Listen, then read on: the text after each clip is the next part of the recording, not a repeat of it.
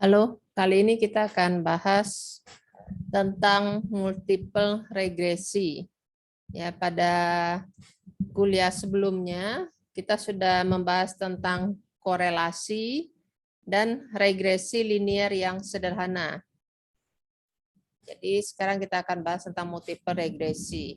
Nah, multiple regresi ini kita batasi, ya. Kita batasi ini maksudnya untuk perhitungan secara manual ya, dengan 2 prediktor saja. Tetapi kalau nanti kita menggunakan software, ini nanti terbuka untuk lebih banyak lagi prediktor. Ya, jadi dalam kuliah ini kita sedang membahas atau akan membahas tentang multiple regresi dengan 2 prediktor, lalu kita hitungnya manual.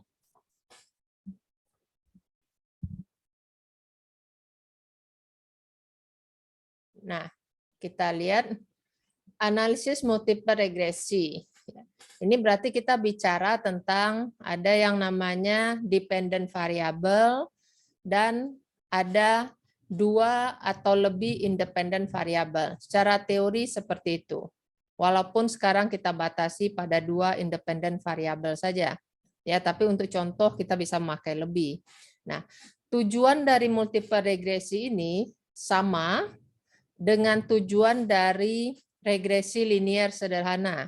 Jadi banyak hal yang sama di sini. Jadi karena ini merupakan kelanjutan dari regresi linear sederhana seperti tujuannya sama.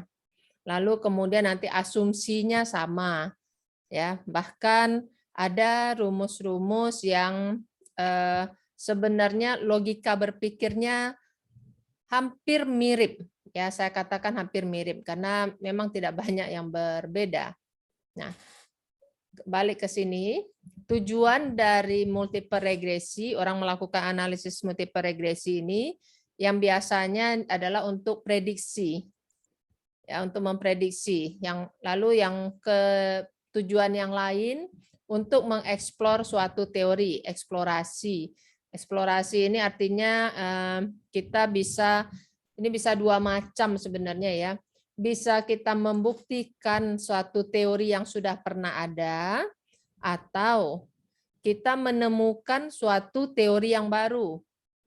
Ya, kita berhipotesis ada satu teori yang baru, lalu kemudian kita membuktikannya dengan multiple regresi. Ya. Atau kalau umpamanya ada teori yang sudah pernah ada, atau mungkin dia sudah lama ada, atau mungkin dia ada tapi bukan di Indonesia, misalkan teori itu berlaku misalkan di dunia barat, maka kita bisa menguji atau bisa tes apakah teori itu juga berlaku untuk karakteristik orang Indonesia.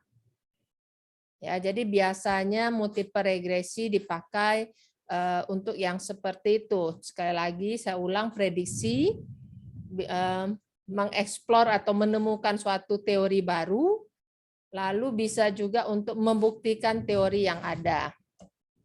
Contoh,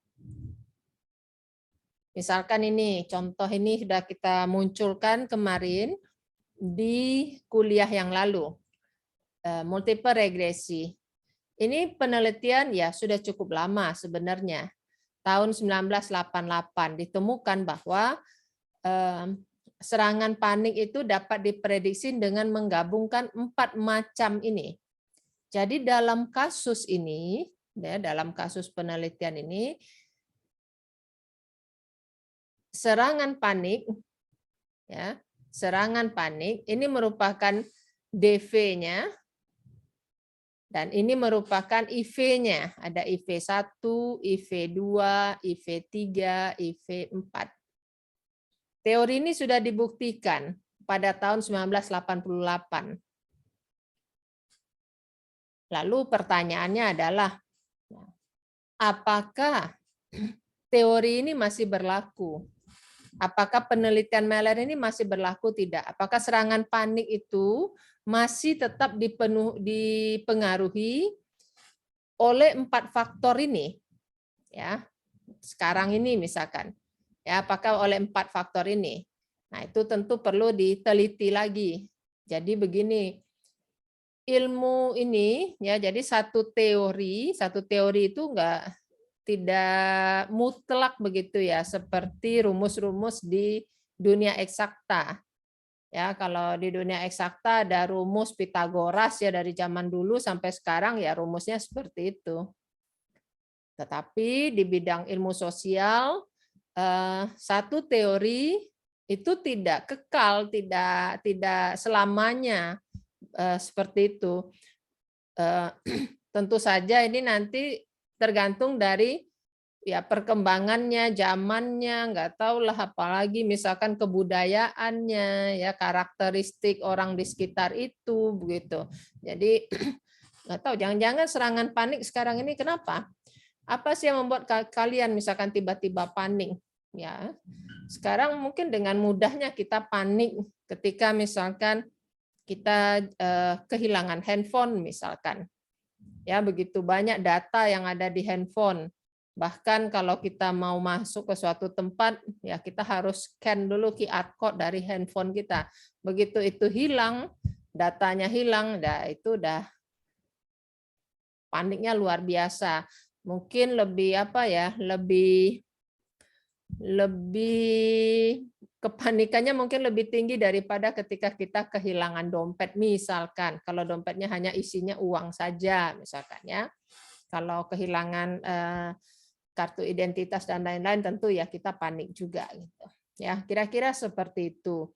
Jadi yang namanya ilmu sosial seperti ini, jadi dia kan tidak menetap seperti itu, tidak selalu seperti itu.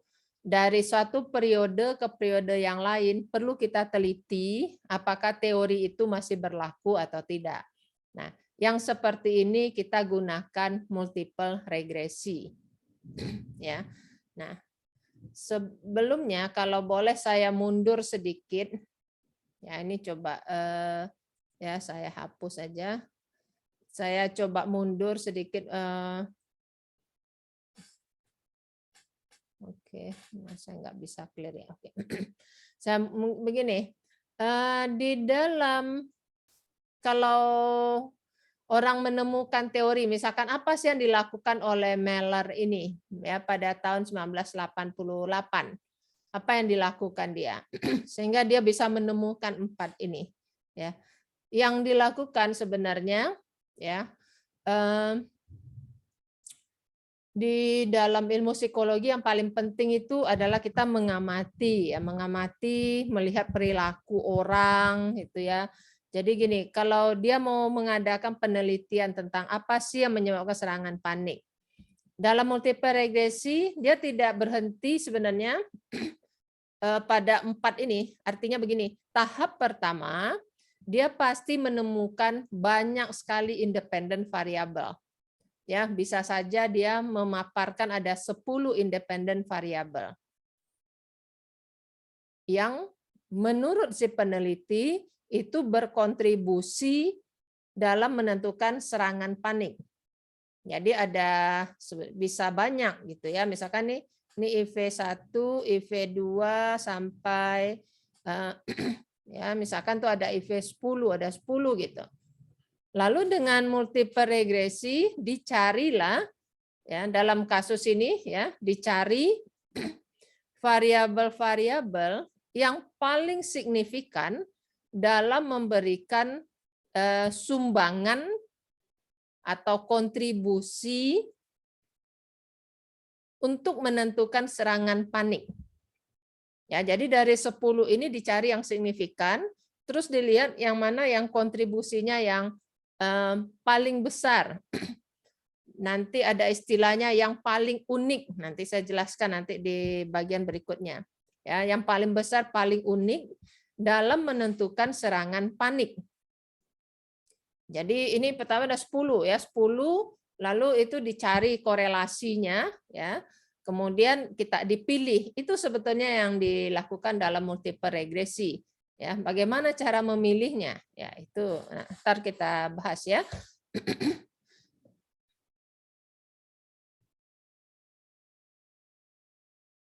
Oke. Kita lanjutkan. Nih. Sebenarnya di sini dengan basic idea ya, latar belakang atau ya ide dasar dari multiple regresi ini sama persis dengan sama persis dengan simple regresi atau regresi linear yang sederhana. Dalam regresi linear sederhana, kita hanya menggunakan satu prediktor.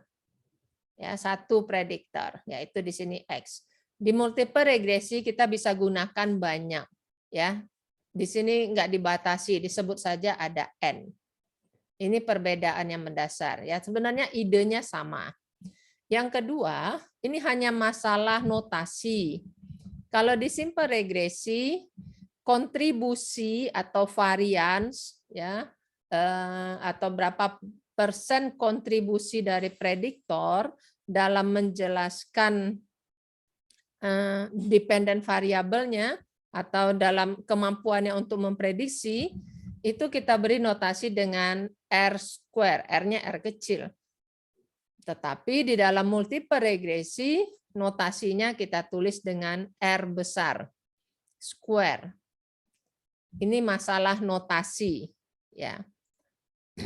Dalam masalah variabel yang tadi yang satu yang linear sederhana variabelnya 1, yang multiple regresi variabelnya 2 atau lebih, ya. Notasi yang regresi linear sederhana R kuadrat kecil, R-nya di sini R kuadrat besar.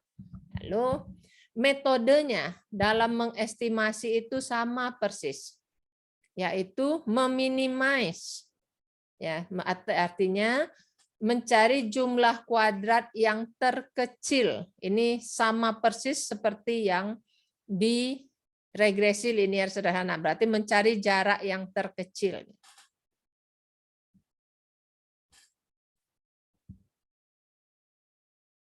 Nah, saya coba jelaskan di sini. Oke. Ini saya ambil dari buku gambarnya. Di sini ada academic performance, ada IQ, ada SIT, ya, academic performance atau IPK. Nah, dalam teori ini, ya, dalam contoh ini dikatakan bahwa IPK itu dipengaruhi oleh IQ dan SIT, ya, dan kemampuan SIT-nya. Jadi dipengaruhi oleh ini. Bisa kita prediksi, ya. Jadi IPK orang nanti kalau lulus itu indeks prestasi kumulatifnya berapa? Itu kita bisa prediksi dengan dua macam variabel, yaitu variabel IQ dan variabel SIT. Nah, bagaimana cara kita membaca diagram ini? Kita lihat. Pertama, saya mungkin lihat ini dulu nih, yang B nih. Ya, yang B ini ya. Ini 20%. 20% ini apa? 20% ini adalah sumbangan IQ dan SIT terhadap IPK. Sumbangan bersama-sama, kontribusi yang overlapping. Artinya 20% ini ada di IQ dan ada juga di SIT. Dan 20% ini memberi kontribusi untuk menentukan IPK seseorang. Ini yang 20% yang di sini, yang B ini. Lalu kalau A, ya, yang A ini adalah kontribusi unik atau sumbangan unik yang diberikan oleh IQ. Ya, ini kan IQ itu yang ini ya, nih IQ nih. Saya coba tebalkan ya, nih. Ini IQ. 20% ini yang A ini adalah A ini kan yang ini aja ya. Sebentar, saya coba pilih warna lain. Saya coba pilih kuning aja nih sini. Jadi A ini adalah kontribusi unik. Hanya ada dari IQ yang dimiliki oleh IQ yang mampu menjelaskan IPK, yang berkontribusi untuk IPK. Ini adalah bagian yang A. Demikian juga yang C. Yang C itu adalah kontribusi dari SIT atau sumbangan unik dari SIT. Karena SIT itu ini kan, nih.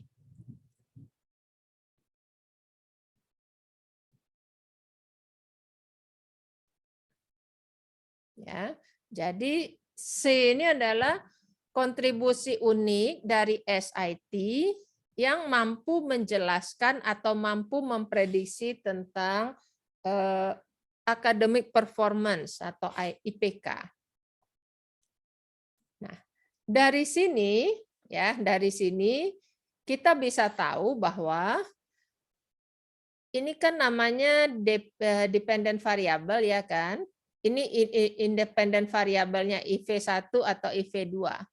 Atau boleh kita sebut X1, X2 dalam kasus ini ya, sama. Nah, A, B dan C ini kalau kita jumlahkan hasilnya 50%. Jadi 50% ini adalah R square-nya. Berarti karena dia multiple regresi, berarti dia R square-nya R besar. Ini adalah sumbangan dari IQ dan SIT yang digunakan untuk menjelaskan academic performance atau IPK. Ya, jadi 50%. Jadi dua variabel ini memberi sumbangan 50%. Saya bisa memperluas pertanyaan saya sebenarnya dari gambar ini. Apa yang bisa saya tanyakan lagi? Ya. Kalau A ini 20%, B ini 20%, saya total 40%. Ya, 40%. 40% ini A dan B, ya, 40% ini A dan B, ini adalah overlapping antara IQ dan IPK. Jadi saya bisa tahu, jadi antara IQ dan IPK itu kan 40%. Nah, apa yang bisa kita cari di sini? Yang kita bisa cari adalah korelasi antara IQ dan IPK. Ya, korelasi antara IQ dan IPK ini besarnya adalah akar dari 40%. 40% itu 0,4. Ya, nggak tahu. Kamu dihitung sendiri deh pakai kalkulator. Jangan jawab 0,2 ya. Ini korelasinya 40%. Kalau gitu, kita bisa mencari korelasi antara SIT dan IPK. Ya, korelasi antara SIT dan IPK, ya, IPK dan SIT gitu ya. Ini adalah akar dari 30%, 0,3, sorry, 0, angka dari 0,3 ya.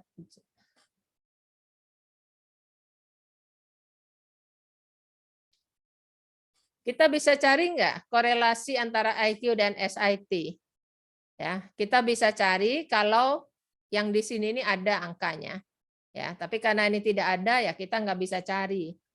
Kalau misalkan ini 25%, ya kalau ini misalkan 25%, maka korelasi antara IQ dan SIT itu 45%. Ya, saya katakan tadi kalau. Jadi diagram Venn ini menunjukkan apa? Menunjukkan berapa besar kontribusi suatu variabel independen ya terhadap DV-nya. Bisa kontribusi itu bisa bersama-sama, misalkan yang bagian B ini bersama-sama, Bersama-sama apa tadi? Bersama-sama dia kontribusi IQ dan SIT dalam menjelaskan IPK, itu 20%. Sementara yang A ini adalah kontribusi unik yang hanya dimiliki oleh IQ, tidak dimiliki oleh variabel SIT. Sebaliknya, 10% ini adalah kontribusi dari SIT. Ya, kontribusi dari SIT. Hanya dimiliki oleh SIT, tidak dimiliki oleh IQ. Ya, begitu ya. Oke. Semoga paham.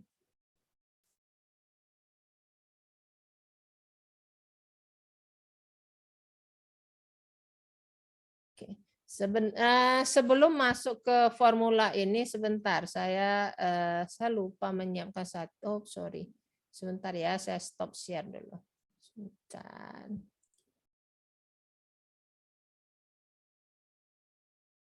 Nah, sebelum saya masuk ke kita bahas tentang formula ya. Kalau formula saya asumsinya mudahlah diikuti ya.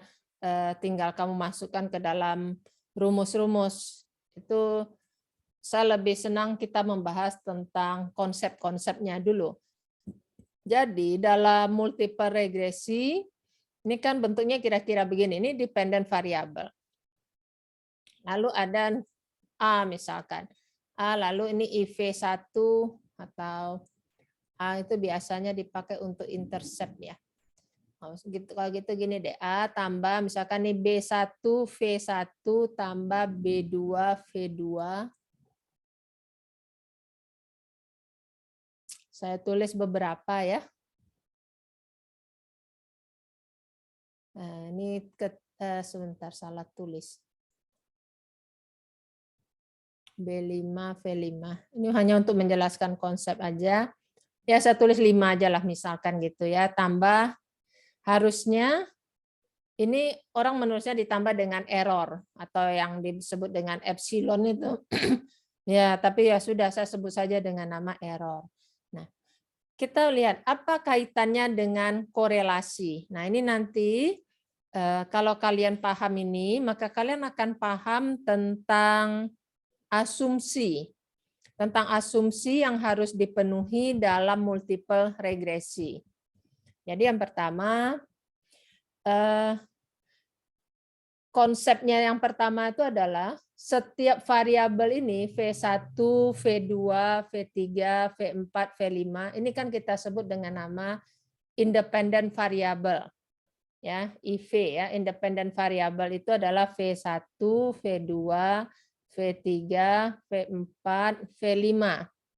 Nah, independent variable ini, setiap independent variable ini masing-masingnya ini harus berkorelasi dengan DV. Korelasinya tinggi, harus tinggi.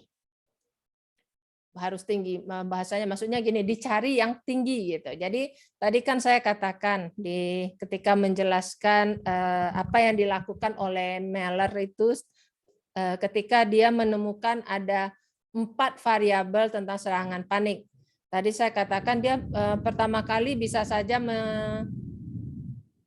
memaparkan ada 10 independent variabel. Terus dia menyortir, ya kan, dia pilih 4. Nah, bagaimana cara dia pilih? Nah, ini yang sedang saya jelaskan sekarang.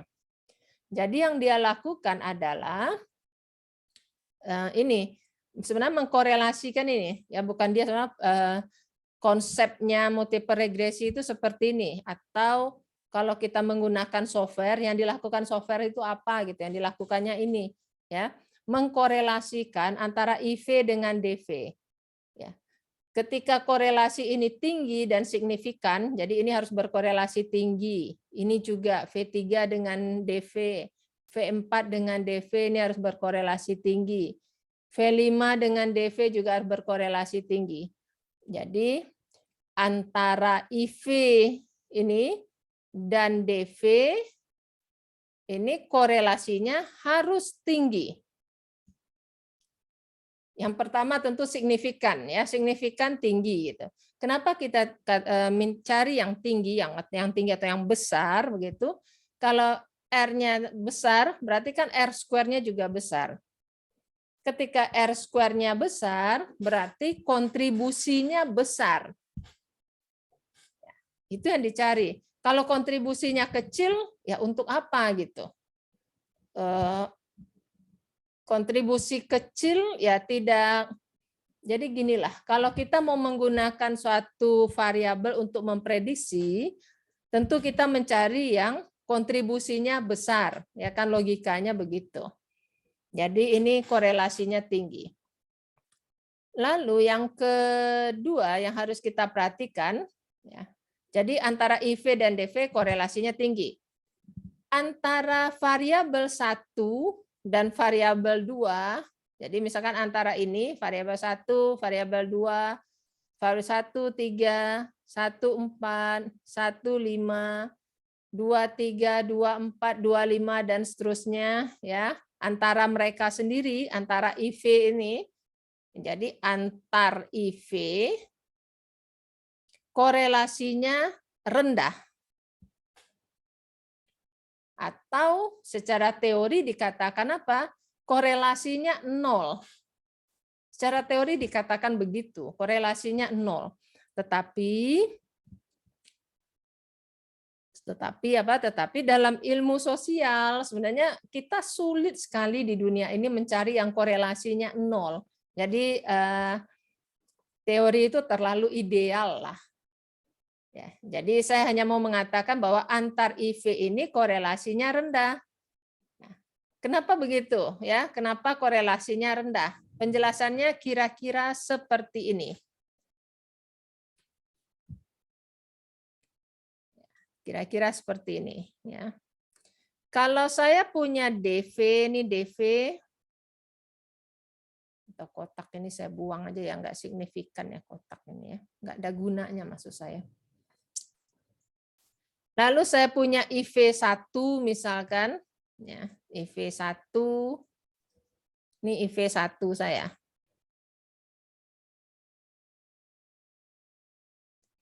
Nah, idealnya adalah IV1 ini korelasinya kan tinggi dengan DV, jadi daerah ini besar kan. IV2 ini juga berkorelasi dengan DV, tapi tidak berkorelasi dengan IV1. Jadi idealnya IV2 itu di sini.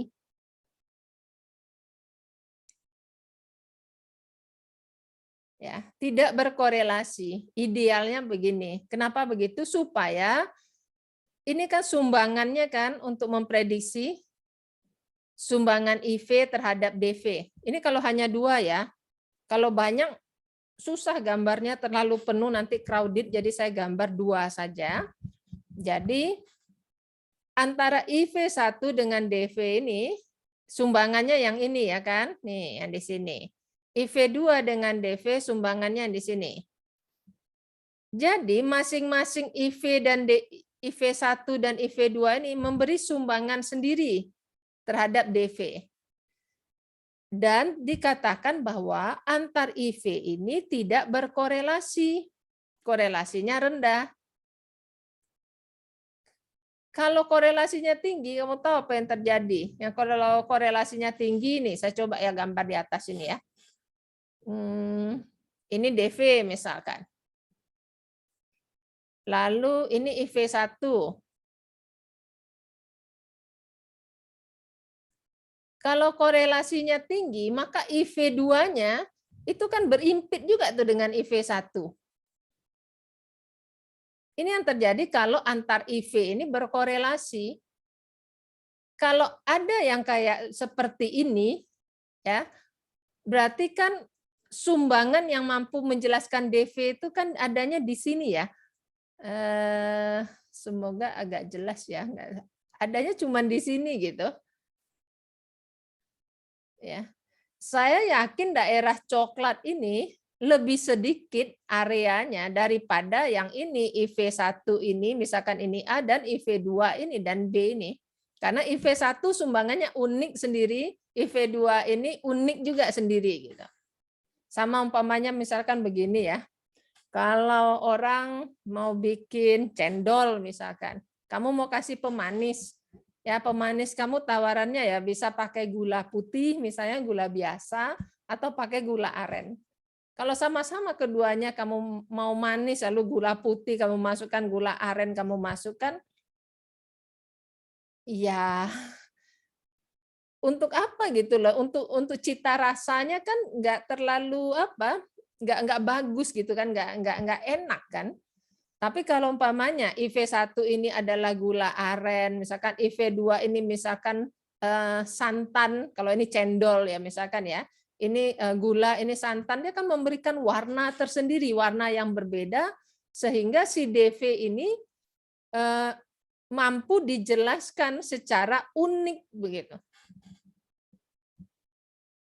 Ya, semoga paham.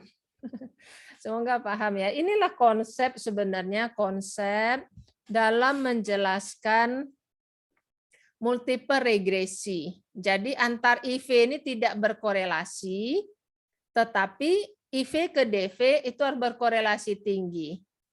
Ya. Kalau antar IV ini berkorelasi seperti ini, maka terjadi overlapping. Ini sebenarnya ngomongin hal yang sia-sia, bukan sia-sia ya, yang percuma lah gitu. Nah, misalkan apa ya, yang percuma, misalkan yang percuma, misalkan gini,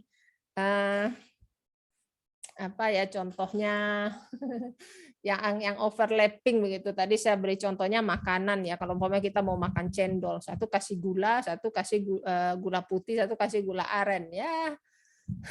Satu kalau beda dengan satu kasih gula aren, misalkan satu kasih pakai santan gitu ya. Lebih enak gitu kan, gurih rasanya. Kalau dalam kehidupan sehari-hari ya ya kita ada kontribusi. Pokoknya kontribusi ini kita mencari kontribusi yang unik. Sebenarnya ini yang terjadi di multiple regresi. Ya, kontribusinya unik. Kayak gini nih. Kalau nih A ini unik. A ini cuma diberikan oleh IV1. IV2 nggak bisa berikan. Ya. IV2 cuma memberikan bagian yang B. Ini tidak diberikan oleh IV1. Sehingga A dan B ini adalah bagian yang mampu dijelaskan. Ya, bagian DV yang mampu dijelaskan, yang disumbangkan oleh IV1 dan IV2. Saya harap dipahami.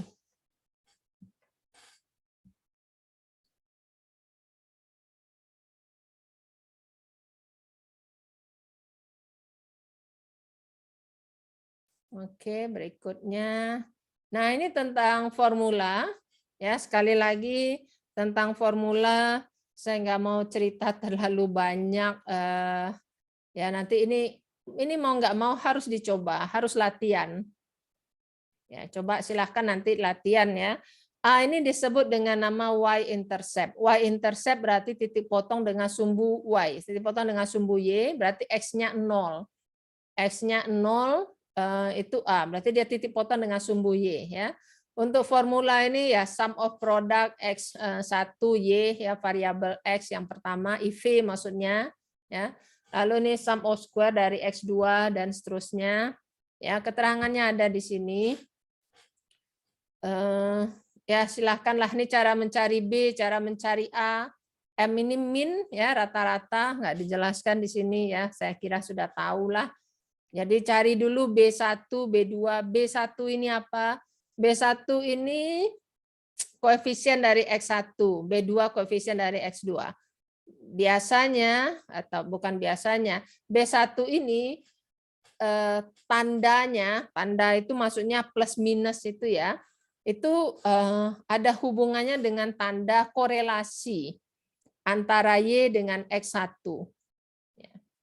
B2 itu ada tandanya ya, plus atau minus itu dia berhubungan dengan korelasi antara Y dengan X2. Ini namanya Y prediktor ya, atau ada Y prediktik, atau ada yang mengatakan Y topi, ya terserah dah. Ini masalah nama. Formulanya kita tulis seperti ini.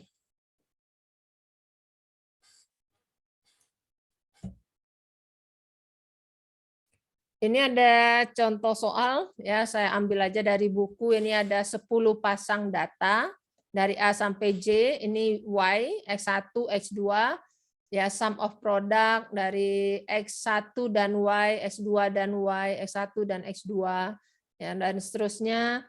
Ya ini sudah ada hasilnya karena ini, ya ini sudah dihitung di sini. Tinggal masukkan ke dalam rumus.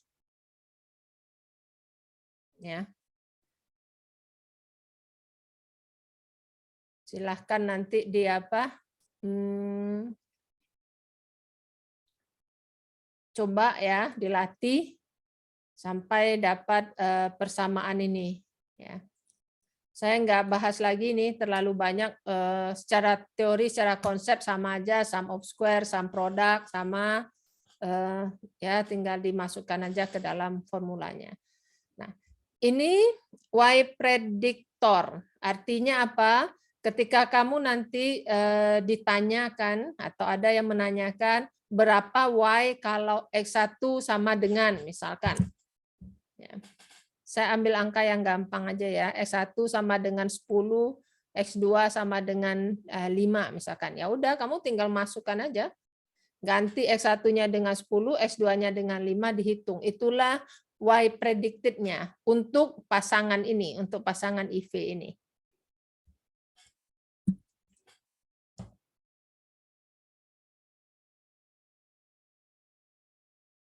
Ini R square. R square ini adalah kontribusi yang mampu dijelaskan oleh kedua variabel tadi. Ya, ini formulanya.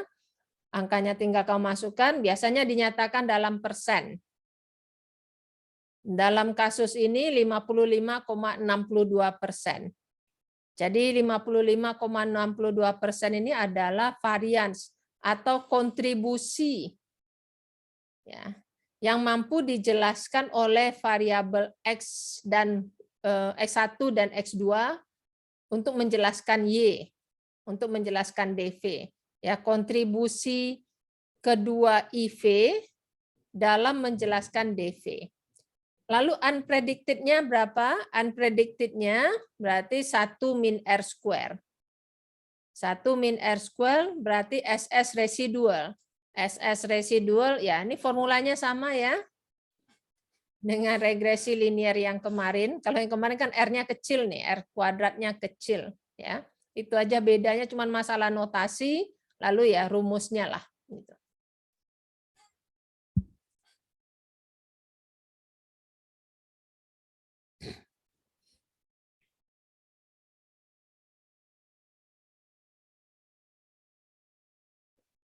Nah, untuk estimasi standar error, kita lihat apa bedanya. Ada sedikit perbedaan antara regresi linear sederhana dan multiple regresi. Ya. Ini tadi sudah saya katakan R square dengan ini R besar. Yang keduanya DF. Ya. DF di regresi linear sederhana kita gunakan N-2, tapi di multiple regresi kita pakai N-3. Ya, yang lainnya sama. Estimasi standar error ya sama, ya. Formulanya sama. Nah, ini konsep yang kemarin ini juga sama, ya, yang tabel untuk kita mengadakan uji signifikansi, ya ini varians regresi. Ya bedanya sekarang kita ini kalau kemarin di sini selalu 1 kan angkanya ya. Kalau yang linear kemarin kan ini selalu 1, kalau sekarang ini selalu 2.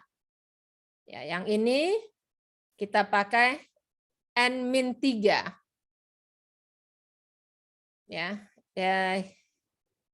residual ya, N-3.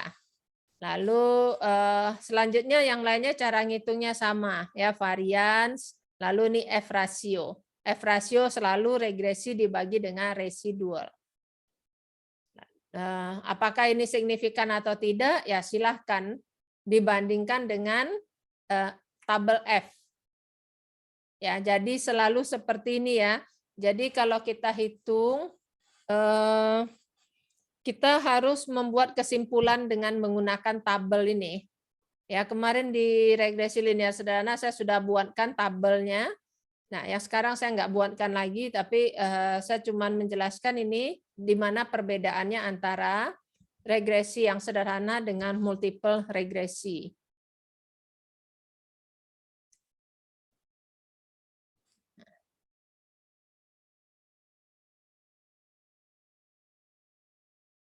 Apa biasanya yang yang kapan orang memakai misalkan multiple regresi? Ya, ada DV, ada lebih dari 2 IV, yaitu multiple regresi. Semua variabelnya continue.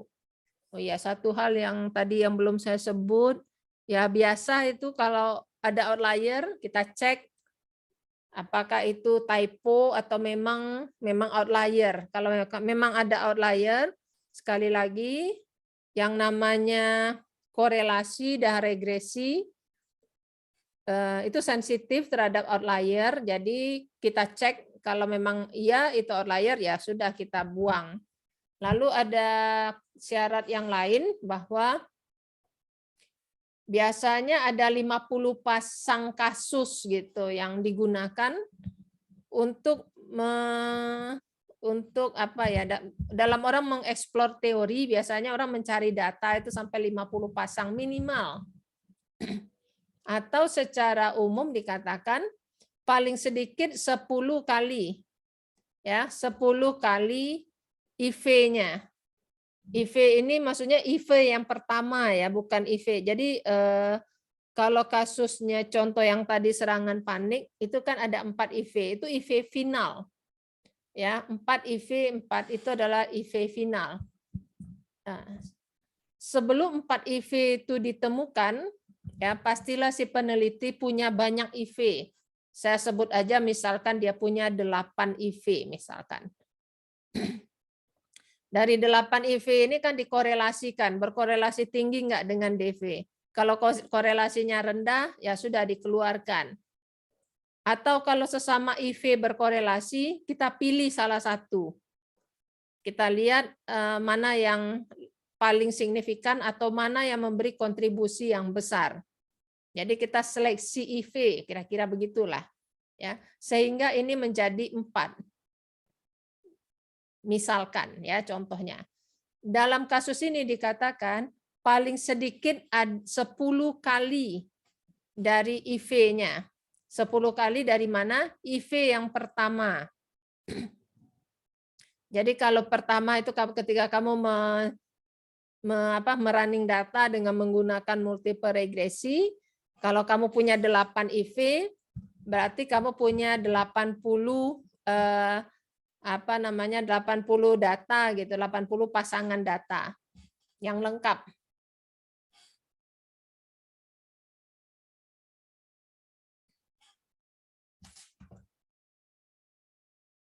Ini hipotesis nolnya, ya. Kalau kemarin kita akan memakai R kecil gitu ya, di sini untuk membedakan multiple regresi kita pakai R besar. Tahu tidak ada hubungan linier antara variabel, ya boleh pakai ini.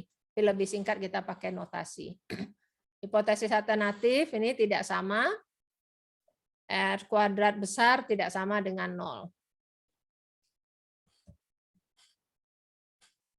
Asumsi yang harus dipenuhi dalam multiple regresi.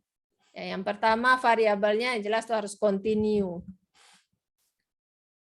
Dia harus semua variabel itu berdistribusi normal. Yang kita cek dia berdistribusi normal tentu populasinya, ya. Hubungannya hubungan yang linier. Nah, ini penting. Hubungan antara IV dan DV itu adalah hubungan yang linier. Lalu ada yang namanya homoskedasticity. Ini sebenarnya mirip dengan nama homogeneity of variance. Artinya apa? Variance dari populasi dari variabel tadi, dari IV itu tadi, variance-nya itu sama. Lalu yang kelima, tidak terjadi multikolinier. Ya, multikolinier ini hubungan antara sesama independen variabel ini harus independen, ya. Ya, jadi tidak ada kaitannya, independen gitu antar IV satu dengan IV yang kedua itu independen. Lalu yang berikutnya,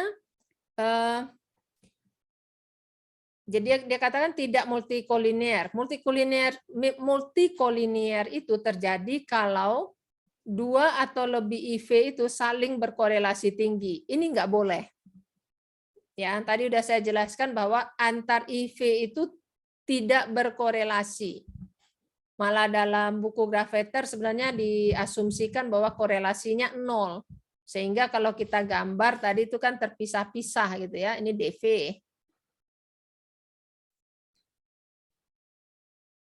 Ya, ini DV misalkan. Nah, IV-nya itu sebenarnya idealnya tuh begini kan, IV1 di sini IV2 misalkan. Jadi tidak ada korelasi antara antar IV1 dan IV2. Jadi tidak terjadi multikolinear ya. Jika ini terjadi maka tidak bisa ditentukan IV mana yang berkontribusi terhadap DV. Ya kalau jadi kalau umpamanya ini maksudnya jika ini terjadi maka tidak bisa ditentukan IV mana yang berkontribusi terhadap DV. Penjelasannya kira-kira gini. Ini DV, ya, ini DV. Kalau IV-nya itu berkorelasi tinggi, ya, ini IV1.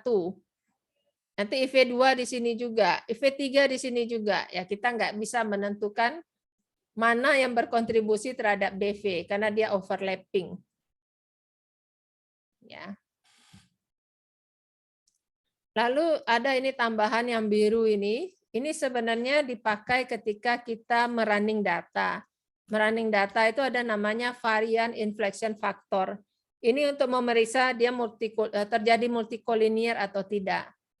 Ya, dia tidak terjadi multikolinear kalau nilainya di bawah 3. Ya, nanti kita lihat nanti ketika kita ngerunning data. Tentang konsep tentang multiple regresi, ya. Ini selesai sampai di sini.